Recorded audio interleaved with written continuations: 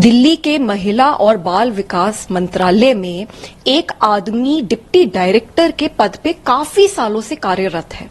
इस आदमी के खिलाफ एक बहुत ही सीरियस कंप्लेंट आई है कि इसने एक 16 साल की माइनर बच्ची का रिपीटेडली रेप किया और उसके बाद जब लड़की प्रेग्नेंट हो गई तो इसने और इसकी वाइफ ने मिलकर उसके बच्चा गिराने की कोशिश करी, जिसकी वजह से लड़की की तबीयत बहुत ज्यादा खराब है। ये बहुत ही सीरियस एलिगेशन है और हमने दिल्ली पुलिस को नोटिस इशू करा है क्योंकि मैं जानना चाहती हूं कि अभी तक ये आदमी अरेस्ट क्यों नहीं हुआ। दूसरा, हम सरकार को भी नोटिस इशू कर रहे हैं क्योंकि ये आदमी WCD मिनिस्ट्री में कार्यरत था और कई सालों से, दशकों से कार्यरत है। तो हम समझना चाहते हैं कि अभी तक इसके खिलाफ क्या क्या कंप्लेंट्स आई थी और उनके ऊपर क्या क्या एक्शन हुआ।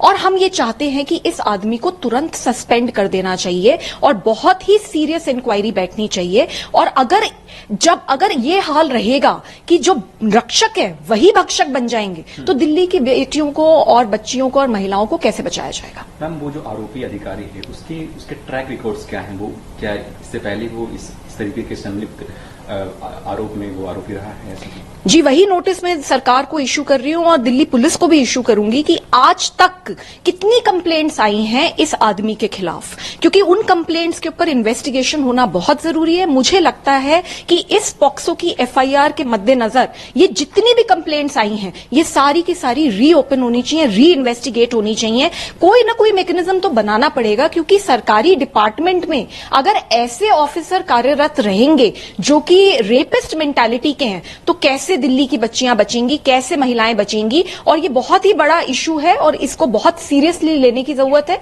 हम सरकार को और दिल्ली पुलिस को दोनों को नोटिस इशू कर। उस माइनर लड़की से क्या आपने मुलाकात किया है? उसकी हालात क्या है, उसकी मेंटल स्थिति क्या है? क्योंकि महीनों से उसके साथ ये कह सकते हैं अत्याचार हो रहा था, तो क्या कहना चाहिए? मुझे अभी पता चला है इस केस के बारे में, कल ही पता चला था, तो मैं उस लड़की से मिल भी रही हूं और मेरे को ये भी बताया जा रहा है कि कुछ दबाव बनाने की कोशिश करी गई थी लड़की के ऊपर। अगर ऐसा कुछ है तो मैं उसको प्रॉपर्ली इन्वेस्टिगेट करूंगी and definitely the Delhi commission for women will take all action.